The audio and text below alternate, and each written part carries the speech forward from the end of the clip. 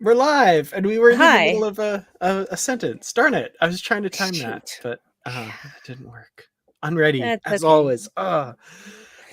Welcome everyone to the Unready Room. I'm Dan Gunther. With me, of course, as always, is Brandi Jackola. Brandi, how you doing? I'm peachy today. I have a really bad headache. There's a lot of Oh, smoke in the air from oh, here, fires in here California and too. here. And so yeah, it's going out in that not fun. Not fun. No, Didn't not want to do good. that. Had to do that earlier, but really windy today. Also really windy. Mm, Hella windy. The only good thing is that it's not 100 frickin' degrees, which means nothing to you, Dan, but you know. I get it. I know the range somewhere in Yeah. there. Well, Um, Fahrenheit makes no sense, okay? It makes no sense, and yet we continue to use it because we're just blindly stubborn about doing things the way they've always been done, even though there's a more efficient way to do these things. But mhm. no. Anyway. Yeah, I mean, the first time I saw somebody flip out about, moving on from, the old Thomas Edison light bulb to something new, and I'm like, why are you so attached to? Okay, people be weird. I don't know. I don't get it. But Well, anyway, one thing I learned a long time ago in actually a creative writing class is that there is no particular virtue in doing things the way they've always been done. hmm absolutely. Well, I feel like that could be the tagline for Star Trek Lower Decks, which Right? allows me to segue into this week's episode. We're talking about season 3, episode 3, Mining the Mind's Mines. I love alliteration, so that made me very happy. Yeah, interesting episode. We'll get into it, I'm sure, but yeah. So first of all, um, I'm going to start with seeing the USS Hood. I don't know why, but I Mhm. was just like, that's so cool. I love that we've got another canon appearance of the Hood, Uh, Yeah, well, I mean, that was in the very first episode of Next Generation, man. mm-hmm. So it's got a long and illustrious history of cameos. Yeah, very, very cool. Um, so, okay. Uh, the start of this episode I found really interesting because it started in a way that, like, I think a lot of Star Trek episodes in the past have started, but I don't think Lower Decks, not that I can remember anyway, I'm probably forgetting something. They haven't really started this way where it's some weird situation on a planet before our crew shows up on the scene. uh, I really like that. We don't see any characters we're familiar with. There's this outpost scientist who's scanning these things and sees this. What was it? His teacher, Seventh grade geology teacher, I believe it yeah, was. in a toga. So that A uh, revealing toga. hmm who's interested in his fiction that he's been writing. So he's just over the moon about this. Yeah. That's your first warning sign, buddy. Your first warning sign. Somebody being interested in a thing you haven't told anyone about. Come on, men. Come on. Why are you so easily manipulated? But I mean, she's in a revealing toga, right? So Yeah, that. that is split pretty high on the sides. I mean, yeah. So yeah, we get this sequence where obviously this has been created by this glowing sphere thing, and when he touches her, he turns to stone, and so this is going to be the mystery of the week that the Cerritos and the Carlsbad are going to be working on together. Um, I have to say, this episode benefits from a second watch And because a third and a fourth. see, I just did my second watch just a few minutes ago. So I really appreciate it because, spoiler alert, twist ending for a couple of things. Uh, what's going on the planet and what's really behind everything, as well as the attitudes of the Carlsbad crew towards the Cerritos crew. And I love realizing what's going on from the beginning because they played it really well. They did it so it could be interpreted both ways. The first time around, you absolutely interpret it the way the Cerritos crew did. It's like, yeah, totally.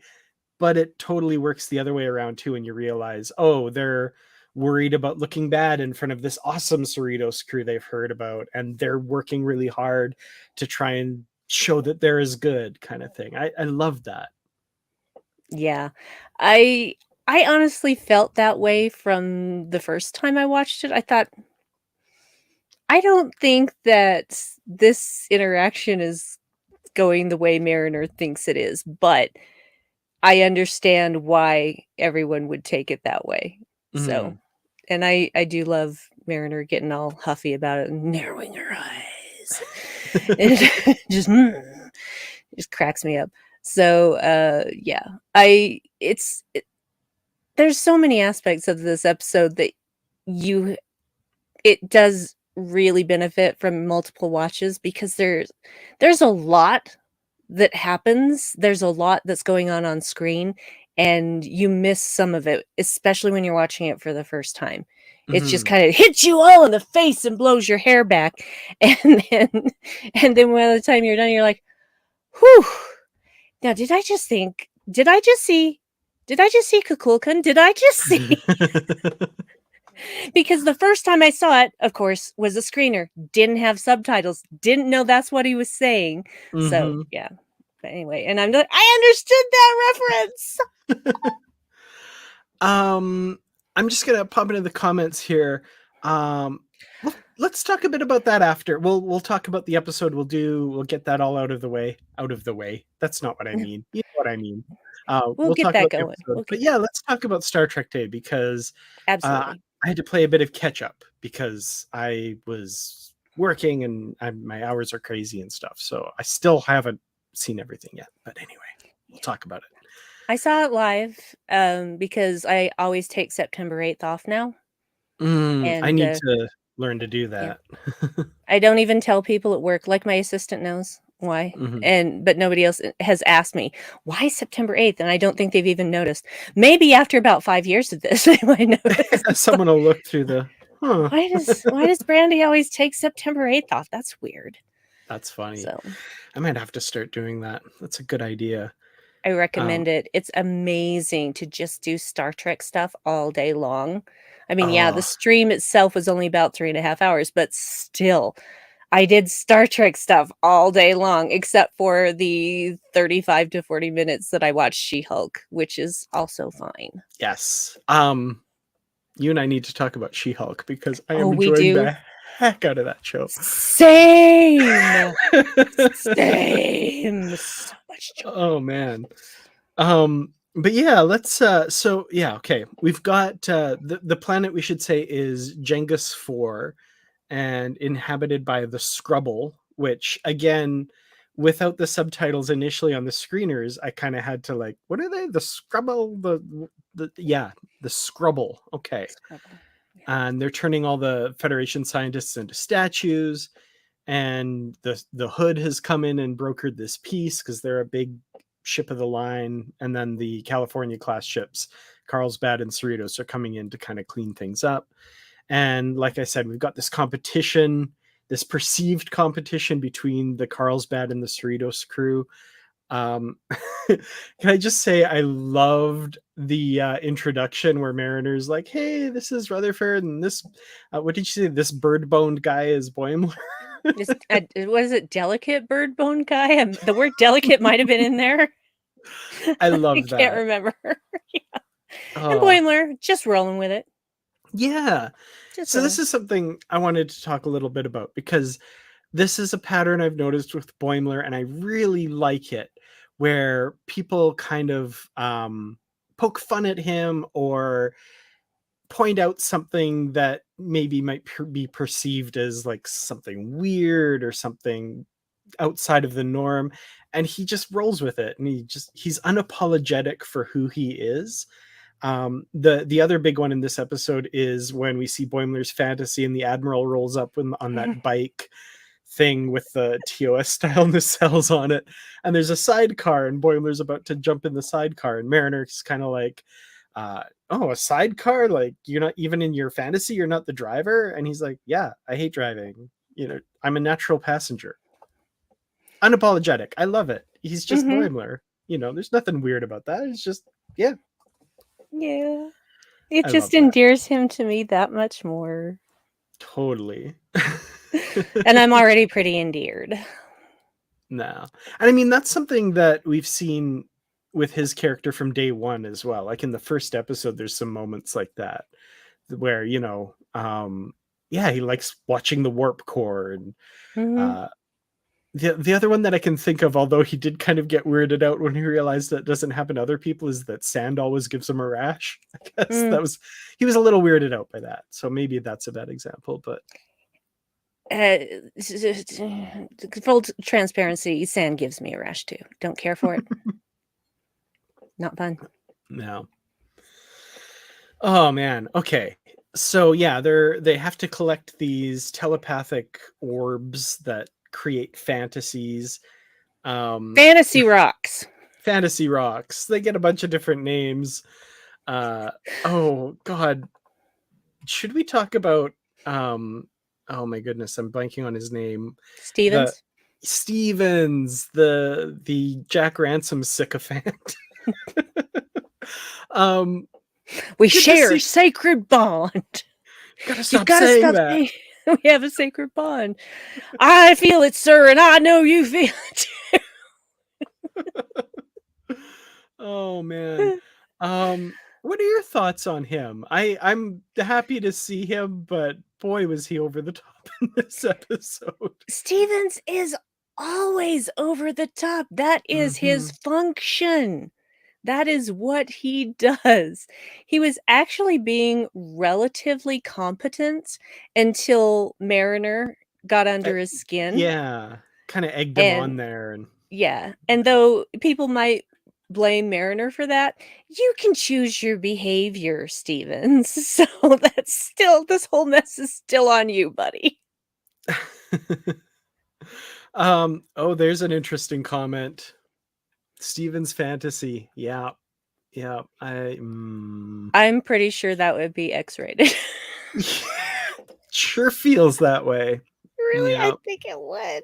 I think Yeah, it would. we'll leave that there. um yeah, so let's talk a little bit about the fantasies because the first one we get of our crew is of Dr. Leah Brahms, which I have several different thoughts about, but first I want to say Tristan Schwartz, I think it was, pointed out in the comments and uh on Facebook that in 3 episodes in a row, we've gotten cameos from past Star Trek characters, but they've always been like simulacra, like holograms or this fantasy kind of thing. That's interesting. That's Mm. cut. What an odd pattern. Mm. I think it's just like, "Hey, who can we get and how can we work them into this episode even if the timelines don't match up?" Absolutely, and also maintain the premise that we're not a frontline ship that probably isn't going to interact with any of these characters on a real basis. Like, there's not going to be like some mission to Kronos that the Cerritos is going to go on to see Martok, right? But still got to get him in there, which was really cool. And the way they Um, did it was yeah, perfectly well absolutely. done. Yep. So yeah, Leah Brahms in this one, And which of course, Susan Gibney doing the voice. yes, You know so it cool. immediately. Wearing that outfit she was in, Mm-hmm. her holographic form was in the Yep. episode, I wanna say Booby Trap? Was it Booby Trap? Yes. The first Yep. one? Okay, right. Yeah. Yeah. So Which, I have mixed feelings about because that was great to see, and I thought it was funny that, engineers basically are all like, "Oh yeah, she's amazing." Um, the only thing was like, oh, it reminded me of Jordy and oh god. Anyway. I know. I went into a total spiral of how horrible that entire aspect of Jordy's character was, and how it's like, "Really? You could've why couldn't you have done this with Riker? That would have been far more interesting." But no, They take your black man and they make him terrible at women. Great job. Yeah, great job. Let's not do that maybe. Yeah. I guess my real problem with that whole storyline is mostly the follow-up episode Galaxy's Child when like and this isn't the place to discuss these episodes, but just like tiny rant, like Dr. Brahms is understandably very Creeped mad out? and creeped out and feels violated by, discovering this. And then Jordy has the audacity to get mad and yell at her. And I'm like, that's the part of the story that I'm like, no, no, no, no, no. Welcome to Ah, being a woman. ah, Our yeah. righteous anger is met with victim blaming. Yeah. Yeah. I mean, I hate those episodes with a yeah. passion. In fact, I just skip them on any rewatch. I just don't like them. I don't like them. And same thing for Aquiel, not for the Yeah. reasons that everybody else dislikes it, but because of the whole Geordie thing. Hmm. And just again, just no. No. Stop Yeah. it. Yeah. I hope he's They, treated better in season 3 of Picard. yeah, Well, they did. he's married and has kids at that point, so I, another just mini rant. At when I first saw All Good Things when I was young, and they mentioned that his wife is Leah, I was like, "Oh, that's kind of cool." They brought it. Now, like later in my life, I'm like, I don't like that. I don't know that I like that happened, and I kind of really hope that she's not his wife in season 3 of Picard, or whatever their relationship is, the mother of his children, kind of thing. I don't know. I'm just like, let's not touch the whole Leah Brahms thing with Geordie. I really hope and Mm, pray that this modern production team of Trek is not going to do things like that because they really haven't to yeah, that I can recall. So I really don't think that they're going to go that direction with Jordy. And besides that, LeVar would not have it, I don't think. yeah. I So hope you're right. I hope you're right. I Uh, better be right, or I'm going to have a reason to be seriously pissed even before season 3 starts. And I don't. The thing is, okay, full disclosure, I wasn't excited about all the TNG people coming back because I just felt like I don't know if we need to go back to this. And then they dropped that teaser trailer on Star Trek Day, and I got emotional. I'm like, okay, you win, you win, you win, you win. You've got me mhm. on board. We'll talk about it for sure. Yes, Oh, DJ Kitty Cat, that's true. His yes. real His life daughter daughter is playing his playing daughter. his daughter. So yeah. Excellent. Um, yeah, we'll see. We'll see. I'm excited. Anyway, we'll talk about that in a moment. But so yeah, that's Rutherford's fantasy. Next we see Boimler's with the Admiral, which we talked a little bit about. Boimler's needed to help fight the Borg, and he's like, I always knew this day would come, and he's just ready to march right into his new life as a statue. But Yeah. Seconds after he said they're gonna have to go dig a lot deeper to get to me. Boom, first try. yeah. And then Mariner's fantasy of Jennifer, the Andorian that we saw them getting, close in the at the end of season 2, and now we have our confirmation at this point that they're an item. There's something going on there, and both Nikki and I, when we were watching this, we were so tickled by Mariner's blushing when they were Blushing. teasing her, because you know, like, she's so self-assured that this got to her a bit, was Mhm, kind of like really sweet to see that, oh, she's, there's something there. She's got real feelings about this relationship because it was getting to her. And I love that. mhm. I thought that was really sweet. I'm fine being your hot Andorian girlfriend. Blush. Oh, Oh boy. that Yeah. was great. Um, yeah, so yeah, those are the main fantasies that we see kind of play out until um Stevens comes and screws everything up. But I want to talk a little bit about the Carlsbad crew as well, because I really liked them, and I loved it was just a little thing, but the webbed fingers on the one Mhm. ensign, which means he's a Zaldan, as Mhm. as Wesley Crusher will tell you. Um, Absolutely. yeah, that's nice. I like when they throw in little things like that, like, oh, a bunch Yeah, of humans. Oh wait, just no. not in your face, just a Yeah. little, "Hey, we see you." Mm-hmm. Yeah, it took me the 3rd time through to notice that, so bad Brandi. There's just so much going on in this episode and so many things to look at. They packed a lot into this one for 20, what is it, 23 minutes and some or something like that. Mhm. Like there's a lot flying at you in this episode for sure. Not the least of which is literally flying at you Kukulkan, or Mhm. the various other pronunciations we were talking about Yes. before. Yeah, in the animated series, the, Native American walking bear pronounces it as Kukulkan, and then William Shatner pronounces it as Kukulkan. Of course he does. Of course he It does. twice, he does it wrong because he just doesn't care. He and his sabotage and Orions. Come on. Learn how Oh, language works, William. Yeah, we were I'm throwing shade. I'm throwing shade. I got it. I got it.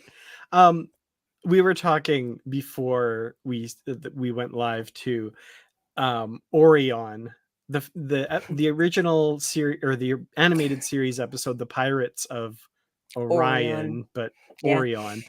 They No, that pronounce was terrible. Orion Orion the whole episode, which is It's ridiculous. it's a lot of times that they say it too, so many times. Yeah, but I'm like, okay, if anyone can make sense of this and turn it into a joke and, you know, make it fit in canon somehow, it's Mike McMahon and Lower Decks. So Mhm. if this isn't already out there, and Mike McMahon, I know you're watching. He's not watching. Mhm. But if this somehow gets to him, like that needs to be a plot point in an episode. The whole Orion versus Orion thing. I think that would be wonderful to sort Oh, that out somehow. here's what you do. Tell Jessie. Tell Jessie Earl, or Yes. Jessie Gender, as she's known on YouTube. Tell Yeah. her, and she'll get it to Mike. Yeah. Absolutely. Yeah. Awesome. Oh man. Okay. So, oh yeah, and then the one guy, Ensign Young, this took me to the second watch to realize this because I just wasn't really paying attention to the voices and stuff. But he's voiced by Paul F. Tompkins as well. There's something he said, and I was like, oh, wait. As is the guy who's with the Scrubble on the Cerritos. Oh, I didn't know that. Um, that's cool. And he, by the way, that character design of that guy, shoot, what's his name? Oh, darn I it. can't remember. I can't remember that. Yeah, anyway, I'll come back to that if I remember. But anyway, okay. So, on the planet, Stevens comes and smashes everything with the whole whatever, and we get the like they figure it's nightmares that are chasing them. We've got Kukulkan, whatever, however Bill Kukulkan. Shatner yeah, pronounced it. We're just gonna say Kukulkan because I looked it up online, and that is how you say it. Absolutely. If it's the god, there is also a tourist destination in a South American country, I believe, or maybe it's Mexico, and that is Kukulkan. Yeah. So William Shatner could pronounce that Kukul. No, I'm not going to do it. No, he would still say Kukla. Kukla Khan. Okay. Not to be confused with Kublai Khan. Oh man. Yep. Sorry. Yep. Yeah. Kukulkan is actually a mine god, so it's just and a winged serpent. Looked it up online, y'all. The internet's great for that. So we've also got this like Borgified giant snake thing. The nightmares, yeah. So yeah, which is terrifying. And of course, the Klingon clowns with batleth arms. Oh my I do not god. do clowns. I do not do clowns. Nope. Nope, nope. Everybody thinks they're so cheerful and happy, like that song, "Be a Clown, All the World Loves a Clown." No! Mm, Not all the world loves nope. a clown. Ugh. Um, TJ, thank you. I could not figure out what the heck Yes! those were supposed to Yes! be. Yes! That's And the that's best description I can think of. yeah. Well, see, that's the thing, I was like, "I think that tentacled raisin-looking thing," and then I'm like, "Oh!" I mean, it 'Cause I makes was just sense. like, "Is that" California, right? yeah, I was thinking, is that something else from the animated series that I forgot? That tentacled sort of grape raisin thi Oh, got it. I wonder if Got that was a it. Boimler nightmare given his Absolutely. background. That makes sense. Absolutely a Boimler nightmare. Yeah. Yeah. Oh man. Yeah, everything there was terrifying. And then the like wolf creature version of Jennifer that tears the like sexy Jennifer apart. With a Um pork pie hat, doing a kick um line, I just wow. yeah. That's a lot of weird, but when you understand why later, it's just like, "Oh, oh, I see." Mhm. So yeah, the two crews when they work together, once they come to that understanding and realize the dynamic there, I thought they worked really well together, and uh, definitely wouldn't mind seeing them again in a future episode. But yeah, they figure out that like these aren't just nightmares. There's something else going on. They proceed down this down the down the cave, and the delivery of the line by Mariner, when they find the door, just something about the way she said, "Oh shoot," and now I can't remember the exact line, but it's like, "Oh, that looks like a door, and not something one normally sees in a cave," or something like that. I can't remember Mhm. the line, but I just loved her delivery on that. Yeah, Ooh, oh, there was something I was gonna say. I hate when this has been happening to me so much where I have a thought and then I get distracted by something and then that thought is gone until like Mhm. 2.5 hours later. And then I'm like, write it down, write it down. Um, what was it that I was going to say? Son of a motherless goat. Oh, I loved when she said, it's not a day in Starfleet until the comms are down. Yeah, and then the bit later where she's like, I don't suppose the like super secret lab is actually boosting comms. Nope, of Yeah. course not. And I'm sure I'm not the only person that got strong Andorian incident vibes. Yeah, I could see that. Yeah. Secret thing hidden in a place that it shouldn't be. Yeah. Yeah. Using like allied tech. Interesting. Mhm. So yeah, that's Mhm. they're harvesting the thoughts of all of these people using Starfleet technology, so or Federation technology, I guess. So yeah, it seems that the outpost scientists, which Ransom has a big problem with, as we learned at the beginning of the episode, are working with the Scrubble to do this. So not good. Which brings us to so there's two other stories that kind of mesh together, but we'll start with Tendi. So we'll go back to the ship. Yeah, I have feelings and thoughts about this story. Mhm. Tendi is starting her bridge officer training that Dr. Ta'ana had her like sponsored her for, I guess, last season. And she finds out that her mentor is Dr. Miglimo, um, who, yeah. Um, how is this guy a counselor? Sorry. Anyway. Um, well, Whew. see, that's the thing about counselors is that just because they're a counselor doesn't mean they're not messed up. Yeah.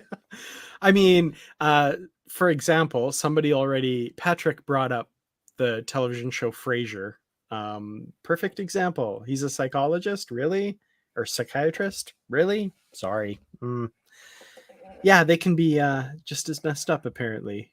For me, it was the moment when, at the very end of the episode, I'm jumping around when he toasts and says, to me, and to a much lesser extent, to Tendi. I'm just like, Yeah. dude, read the room.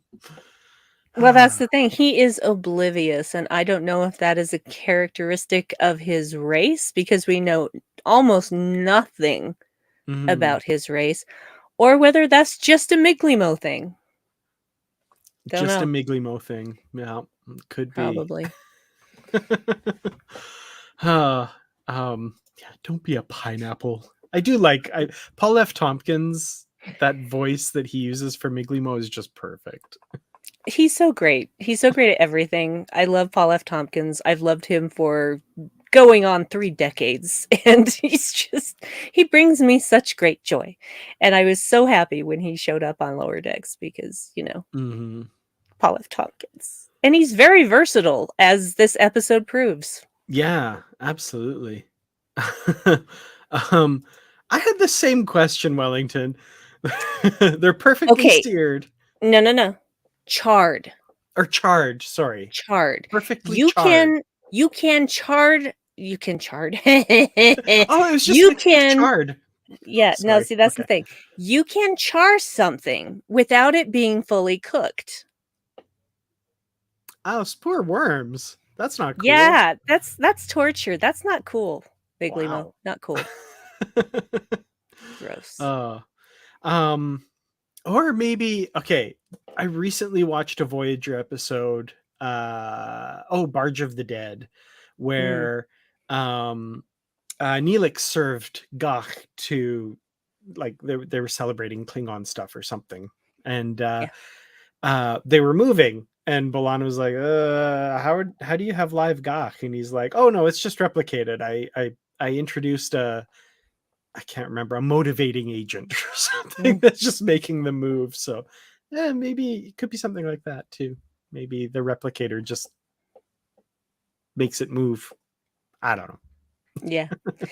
Well, and that's the thing, because s having with my lifestyle change, cooking more meals, okay, and following instructions, yeah, I can char something and still have it not be fully cooked. Mhm. So there is absolutely, precedence for those worms being charred and yet Yeah. still moving. Ugh, it's poor worms. I'm like desperately looking for another. Poor worms. No, nasty. Oh yeah, and that was a dream sequence, but it seemed Mhm. plausible that Yeah, Neelix could do that too. So I don't know. Yeah. Anyway, thank you, Patrick. You're the perfect. best. You're the best. Kinesthetic agent. It was Patrick's birthday earlier this week. Happy So, birthday, Patrick. yes. Awesome. Okay. Where are we? Oh yeah, so Tendi. So obviously Dr. Miglimo doesn't seem to really have a whole handle on this mentor thing, and tasks Tendi with getting the captain's attention during these negotiations.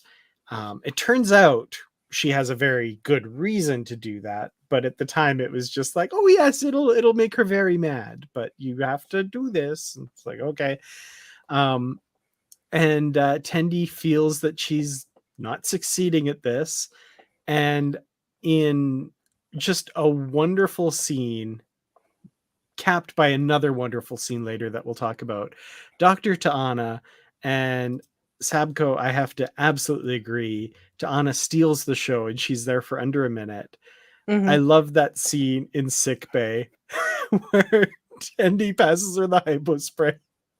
Typical Ta'ana fashion. What the bleep are you doing here? And she's like, oh, blah, blah. Oh, bleep the bed, huh? And um, this, like, okay, we're doing this. I love Ta'ana and like how much she cares about Tendi. Mhm. And yeah, she just absolutely steals the show. And then the part that I got really emotional at when all was said and done, and we'll talk about what happened in the meeting in a bit, but when all was said and done and she succeeded, and Tendi was like, oh, I couldn't have done it without the amazing mentor, and the front and center in the frame is Ta'ana. And, like, I was like, that's wonderful. That made me so Mhm. happy. Mhm. Mhm. I will say that Miglimo actually didn't give her a terrible job to do, Mhm. because that is part of the training, is to be the voice of science. And so in his hubris, he actually gave her a job that ended up saving the frickin' day. Mhm. So, he set her up for success without even really realizing that what he was doing. Yeah, and how dare he say that Ambassador Spock's forward is too long? How dare he? Uh, Mm-mm.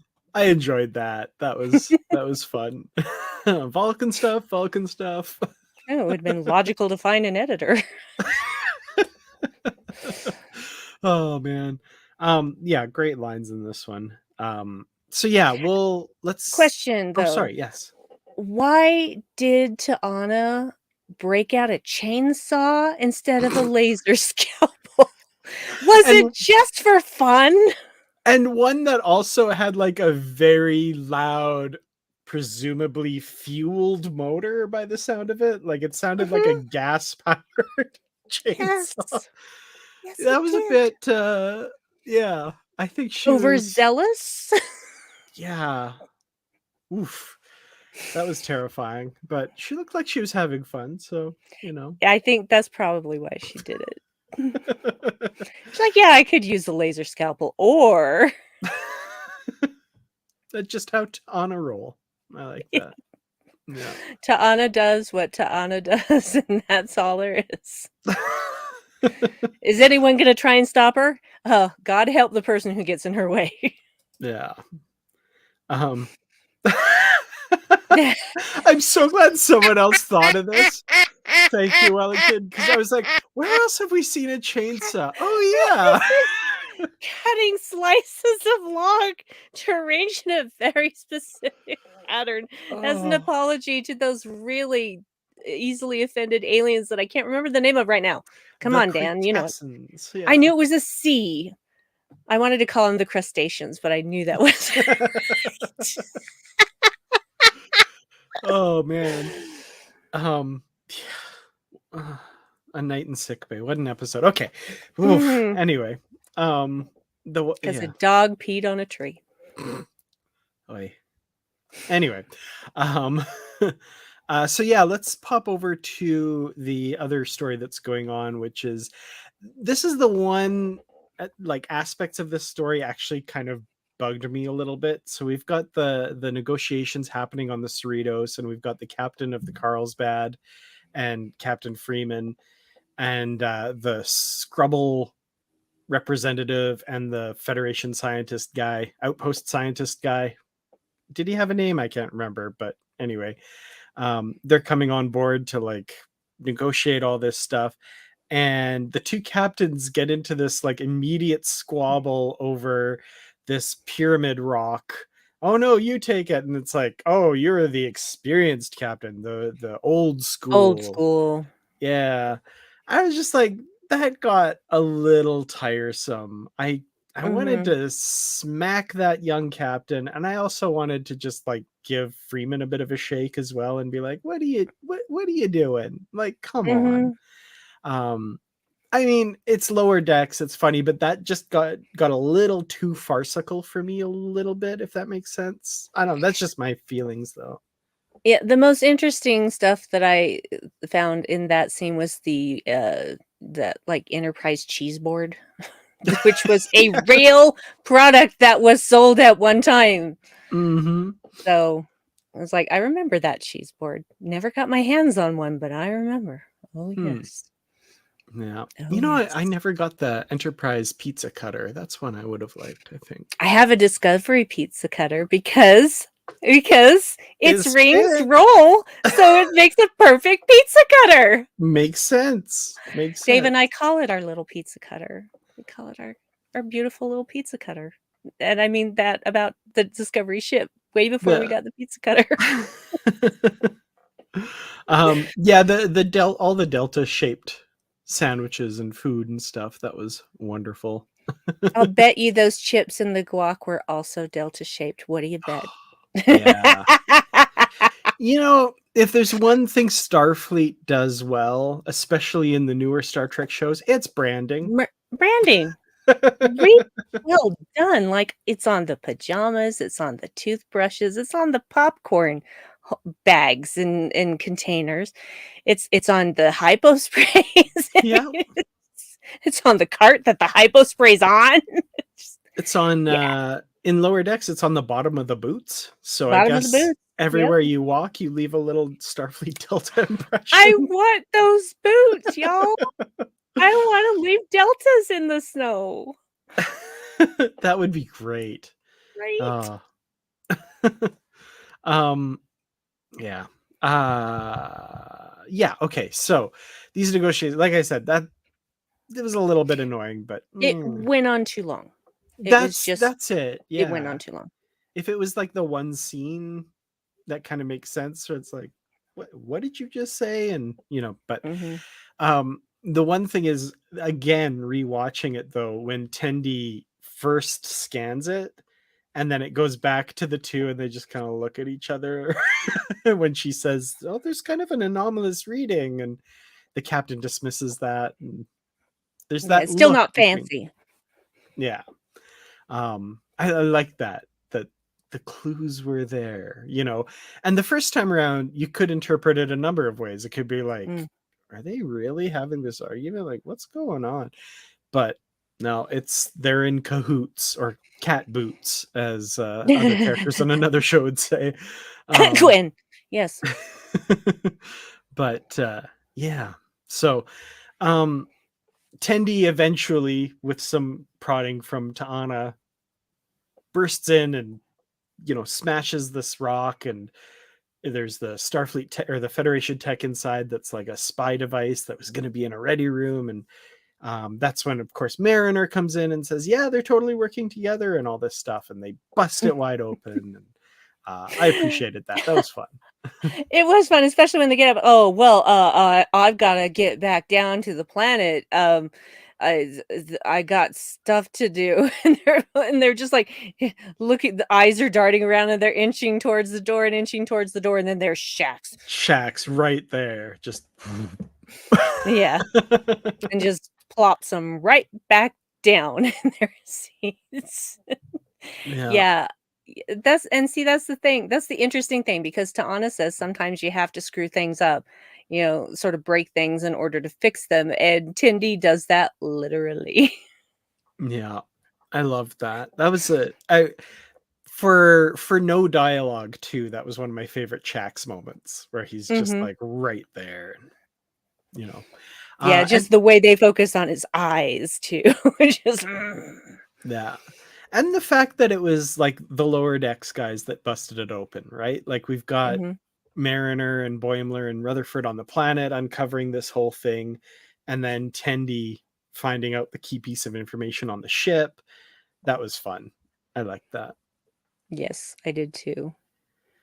Yeah, DJ Kitty Cat. We need to talk about Stevens seeing the koala. He's One like, if I mention per season. mm-hmm. Yeah, if I was brain dead, then why did I see a koala, blah, or something If trailed I off. was brain dead for 10 minutes, why did I see a koala on top of a black man? Where are you going? Remember the uh, Black Mountain from when Shax was sharing oh, of how he came course. back? Yeah, absolutely. You know about the Black Mountain, right? Close up on Rutherford and Yeah. no. So yeah, that's pretty much the episode. Stevens gets new arms by the looks of it, or reattached or Reattached. But something. yeah, when your arms are off, like they're literally off, it's going to take a little more than just, healing a broken bone like Mm-hmm. they do. So you just Yeah, the and it's poor guy. cinnamon schnapps all over his face. Oh no, cinnamon chops. Yeah, Oh boy. that, I don't know if anyone else here has ever gotten cinnamon in their eye, but it burns like the I dickens. I haven't, but I could very well imagine. Yeah. Yeah. Um Boimler is a tiny comedic robot who always gets into trouble. Is his Mhm. reputation among the Cali class ships? Um, I loved Tendy's little imitation at the end. Mhm. That was wonderful. Um, oh, this is I don't know if this is a reference or whatever, but Nikki and I are watching season 3 of the Umbrella Academy right now, very Mhm. slowly going through it. It dropped quite a while ago, a few months ago. But yeah, one of the characters of the is it the Ravens, the Raven Academy? He's like a floating Uh, cube, yeah, and I was he is the wondering floating if cube. that was a subtle reference to that. He's like, we thought I you were going to be thought like a this floating cube or something. I thought the same thing. That makes me The happy. I'm like, I exact can't be same the thing. only one thinking this. You are not. Anyone who saw it's Sparrows. They're the Sparrows. Sparrows, thank you. Yeah. Umbrella Academy season 3 would know that. And No. that, if I remember correctly, that's also in the graphic novel, The Floating Hmm. Cube. But Okay. it's been a while since I've read the graphic novel, so I could be wrong on that. They did depart quite a bit from that storyline. There was a Hmm. lot of similarities, but there was a lot that was different too, and that's Yeah. fine. Oh, That's totally. fine. I'm actually really looking forward to reading the graphic novels, I guess, because I've never read them, and that was actually my experience with the Watchmen movie and the graphic novel as well, and I love that. I'm like, I'm hoping I recreate that, where I enjoy it in this medium, and then I go to the source material, and I'm like, that was really good too. So yeah. Anyway. Well, the interesting thing is that the graphic novel stopped after 3. So, Yeah. where they're going with season 4 is whole new territory. Interesting. Interesting. Sorry, I'm so good at tangents, it's really my thing. Hey, we're both good at that. That's so is there anything that we haven't mentioned that you would like to bring up? And folks in the comments, that goes to you as well. One thing that made me laugh is when Stevens gets all pissed off because of what Mariner's saying, and he just yanks down his sleeves and picks up 2 of the orbs. It was just that was just so funny to me. I don't know why. One in each arm, just yeah. Yeah, just made sure he didn't touch him with his actual skin. I mean, still following protocol, but he was just so steamed and he was gonna show him. And then just ruined it for everyone. And also when they get out of the cave and both Kearns and Boimler are trying to contact their ships at the same time. "Oh, I'm sorry. Do you wanna I'm sorry. I can go over here." Just just fun little moments like that just Yeah. really bring me joy. I loved that moment too, because that's the kind of thing that you when you're watching Star Trek, it kind of pops into your head that, like, when you're on your cell phone and you're next to somebody on the phone, you're like, ugh, and you kind of try and wander away from them. I was always Mhm. like, a communicator is just like so out loud, and everybody here, like, wouldn't that? So I loved seeing that yeah, oh, what, we're interrupting each other. Yeah, Yeah. I love that. I thought it was fun. Yeah. So, final thoughts and rating for Mining the Mind's Minds. I love that title. My final thoughts are I really enjoyed this episode. The whole captain's squabbling notwithstanding. It was nice to see 2 Cali ships together again. Mhm. It brought me great joy, and that it was the Carlsbad, yes, another city in California, Carlsbad. In fact, the Carlsbad Caverns are very famous, Mhm. and, oh, forgot to mention, it was so funny to me when Jennifer clapped her antennae together, Fantasy Yes! Jennifer. That was so weird. Like, It was so weird. I think the first time I watched it, like, somebody had said something and I was gonna, like, comment, and I turned my head and I was like, "What did I just?" I had to back it up, like, "What just happened?" It's so weird. Oh. It's so weird. So I found it very entertaining and enjoyable, and, character development for Tendi. We've had episodes for, character development for Tendi now and for Mariner, and, so I'm looking forward to seeing more for Boimler and for Rutherford. And yeah, I'm gonna give it, oh gosh. Yeah. I'm gonna give it a great big mispronunciation of Kukulkan. Oh. Kukulkan. Kukulkan. Kukulkan. Yeah, you did that twice. Oh man. Yeah, I enjoyed this one. I don't think it's my favorite of the 3 that have come out, but who cares? Who needs to compare stuff?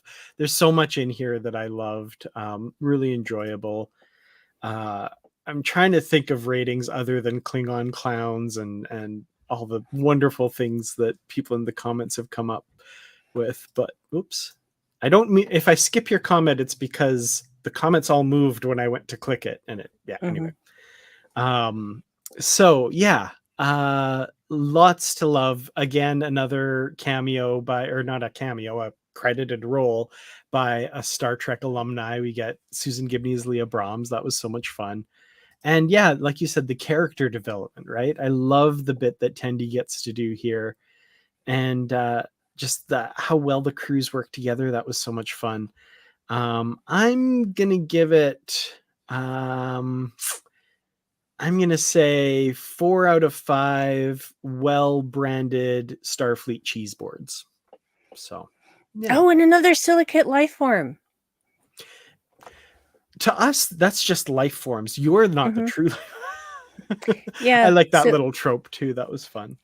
Other silicate life forms include the Horta, the crystalline entity, another one that I can't remember the name of. The one I'm thinking of is the micro brain from the TNG season 1 episode Home Soil. Was that what you were thinking of too? No, but there are a couple others that I can't remember because my brain is mush. I'm right there with you. I'm still every once in a while just like, as I'm sure you've all been able to tell throughout this. Yes, thank you. The giant ugly, the ones who call us the giant ugly bags of mostly water. Yeah. Oh, Linda, I think I missed your rating there. Sorry. Yeah, the Dr. Brahms thing, just for what it brought up, what it reminded me of, that was in the back of my mind.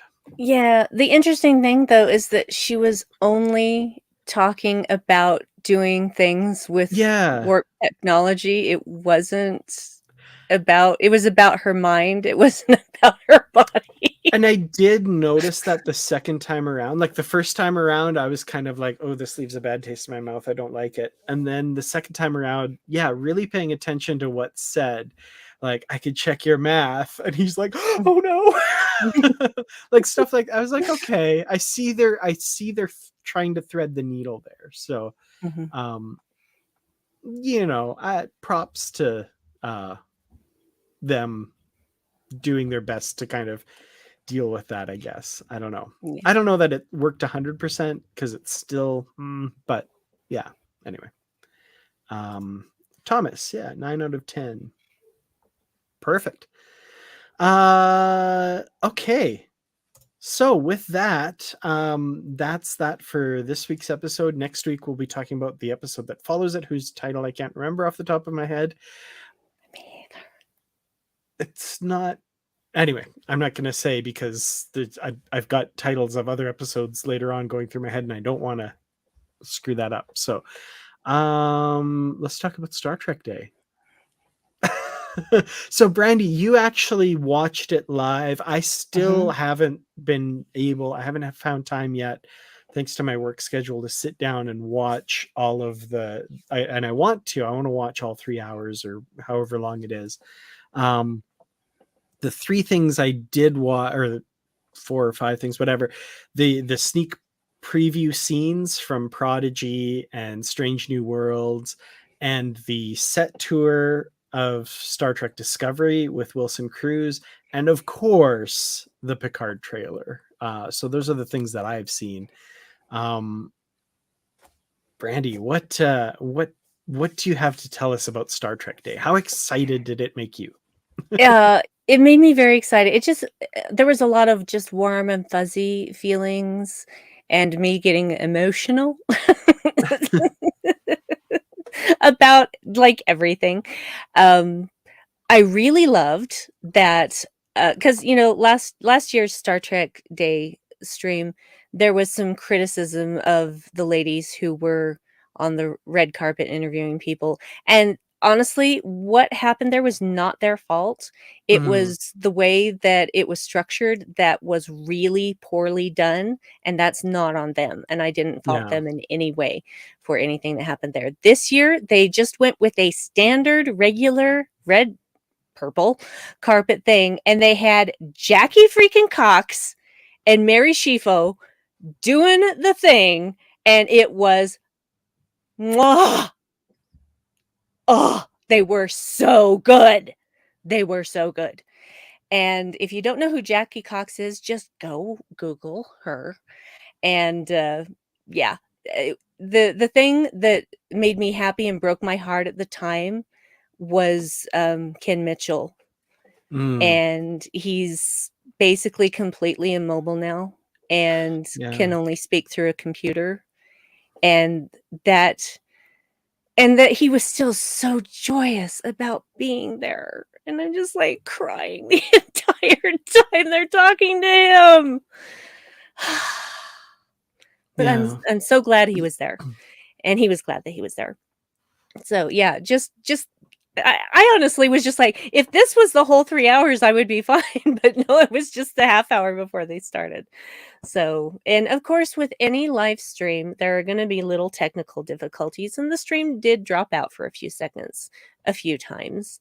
Well, maybe more than a few times, and, maybe 6 or 7 times throughout the entire 3.5 hours. Um, and there were awkward moments where, people weren't on stage who were supposed to be or what have you. But I think my favorite thing about it, aside from all of the fun, the panels I feel like could have been longer, and, why were Anson Mount and Ethan Peck not there? I don't know. I don't know the answers to those questions. I did love seeing that Strange New Worlds thing because more Tagus, baby! More Mhm. Tagus. And, but the thing that was just the most joyous for me throughout was Paul and Tawny Hmm. hosting the whole thing and continuously going off script and just not giving a damn. And it just brought so much fun. I mean, there were so many times when Tawny was saying stuff and Paul was just so genuinely tickled. He's just standing there silently laughing at the stuff that she's saying because they know each other very well. Mhm. And so I just enjoyed all of it. I enjoyed all of it. Every little bit of it. Oh, man. I'm really excited to watch it all. I just yeah, just like I said, I haven't had time, but yeah, that Strange New Worlds clip, I think my favorite moment was, after Ortegas and apologies, spoilers for clips if people aren't wanting to whatever. Nothing huge, obviously, in clips they've released before the show. They're not gonna give too much away, but, um, when she's told that she won't be joining the landing party and she has to pilot the Enterprise, and she turns around and she's like, "I'm still wearing the hat." I was like, Mhm, "Oh, she's adorable. I love her." Um, mhm. and, yeah, the Prodigy clip I thought was really interesting. I love I guess the kind of reveal that they know that they have something on the ship that will infect the other ship, and they're running from the Dauntless and Janeway, but it's because they don't want to They infect don't them with want to this thing. infect them. I Yeah. love that. I'm like, "Oh, okay, very cool." And Janeway is looking very stern at this ship that's running from her, and I was like, "Oh, you don't know. They're trying to protect you." Anyway, She um gotta get her man back! mhm. Yeah. And, of course, I think we need to talk about the Picard trailer, which, I was like you, I was on board with them bringing in the old crew and stuff. I was like, "Okay, I'm sure I'm gonna love it. It's gonna be great seeing all those folks again. I was and still am sad that it's at the expense of a lot of the newer characters, and Mhm. that we won't be seeing Elnor or Girardi or a lot of these new characters, Rios, for obvious reasons and stuff. But um I'm still really excited to see everybody back again, and I love that the trailer started with Crusher. I thought that was terrific. And Mhm. oh man, it's gonna be emotional to see all of them Mhm. again. And yeah, man, and Worf looks so good So in that trailer. good! Oh my I god. know. Jordy looks fantastic, of course, because LeVar Burton does not age, and, Yes. uh, and on-screen live action Titan! Or the Yeah. Titan A, Titan excuse A, me. yeah. The Titan A, but still the Titan. Sorry. I've just got to highlight Aaron Harvey's comment because it made me Yeah. choke on my words. Yes, well, that was not exactly Robert Beltran's fault. No, absolutely not. Yeah, he had checked out on Voyager for a number of reasons. But it A number of still made me obvious laugh. reasons. I mean, when Yeah. because 'cause I'm still in my rewatch. In fact, that's how I finished. That's what happened after, Star Trek Day livestream. It was back to Voyager rewatch, and I'm just like, "Ugh, gosh." They Mhm. just didn't give him anything to do, and the whole pseudo Native American stuff, just terrible. It's Yeah. like, "Hey, let's create this character for representation and then do nothing with No. them." And the stuff that you do is It's just based terrible. on nothing. Lies. It's Ah, based on lies. yeah. Just made up stuff, yeah. I remember when they announced the character, I was so excited. Um, yeah. Anyway. Anyway. Ah. I'm actually really looking forward, and I never thought I'd feel this way, but I'm really looking forward to more Chakotay in Prodigy, just Mhm. because. And I mean, we ascribe motivations to actors with the best, thinking the best of them and stuff. It may be that he's just back to collect a paycheck. That's fine. It's a job, whatever. But in my mind, also in the back of my mind, I'm thinking like, I feel like he must be more invested now if he's come back for this, right? I'm maybe I not, feel like that. No, but I I feel want like I that. want to believe that anyway. So Yeah. don't take that away from me. I'm not going to. Oh I'm no, no, right in that the was same, to the yeah. world. That No, I was not know, to you. but I'm right in the same boat with you, man. No. Oh man. Okay. Uh what else from the from Star Trek Day? Merchandise, pajamas, and bedding. Oh.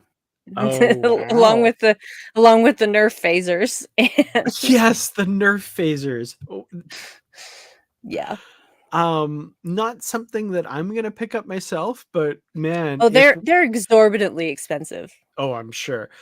Yeah. Yeah, $110 for the set or something, I Oh, think. no, no, no, no, it's more like 300 and something, dear. Ugh, and that's like 6,050 in Canadian dollars. I exaggerate, but anyway, not by much. Uh, yeah, that's something that like, man, when I was a kid, and when I was a kid, I'd like to think they wouldn't have been that expensive. I would have really wanted. Uh, Very cool. Yeah. Yeah.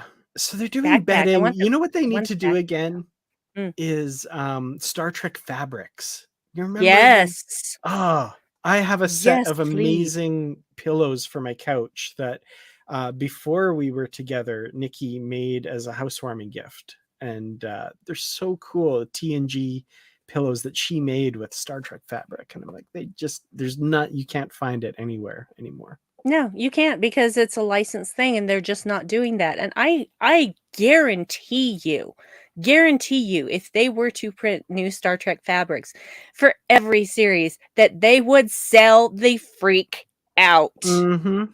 They Absolutely. absolutely would. They would make. There are so many things that I'm like, why aren't you doing this? You would make a buttload of money and Mm-hmm. have very happy fans to boot. Come Yeah. on, man. Yeah. But that Titan A, man, Eagle Moss, Mhm. why? The timing of this. Up your kilt, Eagle Moss. Anyway, so yeah, like I said, I haven't actually seen it, so that's the extent. Oh, the Discovery Set tour was fun. That was Mhm. pretty cool. Wilson Cruz, Is sorry, delightful. yeah, he's wonderful.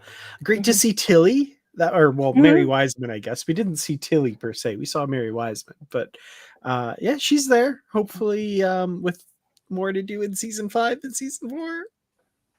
Well, it may have been, professional conflicts for season 4 Mm-hmm. like it was for Ronnie Rowe. Mm-hmm. Um, I don't know that for sure, but that is my best guess. But don't take away my Tilly. Don't. I mean, okay, if we have her not in the show as much, okay. But do not lose Tilly. Yeah, I yeah. will riot. I'm right there with you. Blue Del Barrio, of course. Great to see them as well. That was Mhm. very cool. And oh yeah, I guess we didn't talk about the Lower Decks clip from Crisis Point 2, which is very exciting.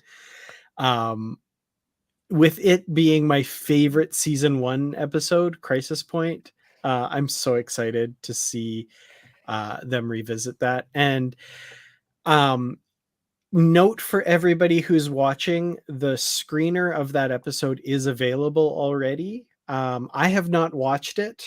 I know Brandi has, so I'm not going to comment too much about it. I can't because I haven't seen it, but I also don't want to really put Brandi in an awkward position.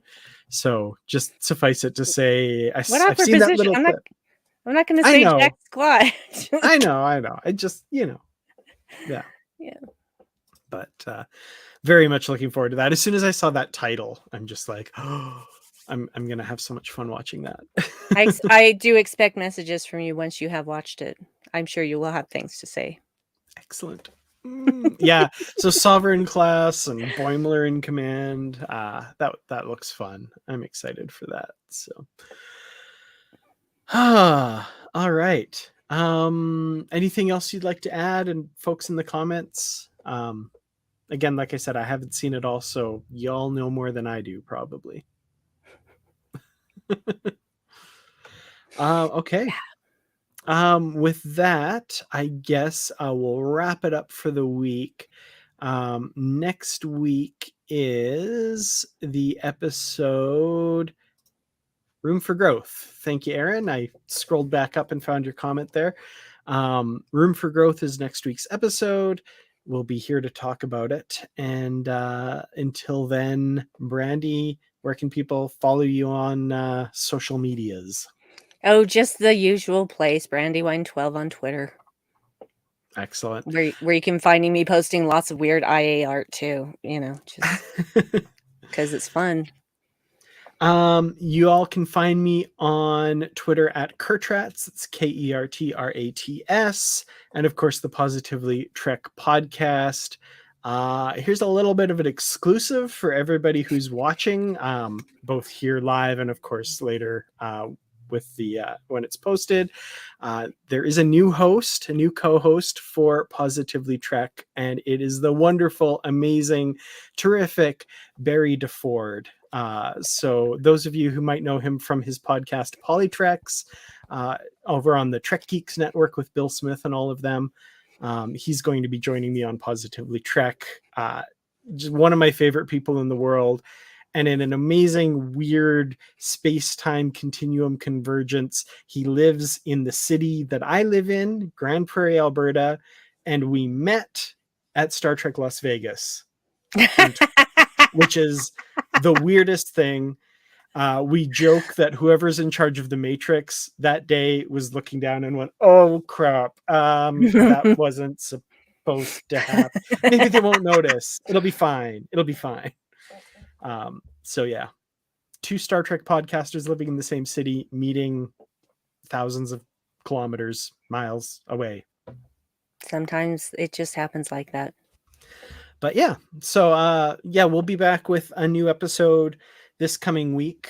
It'll be his first episode.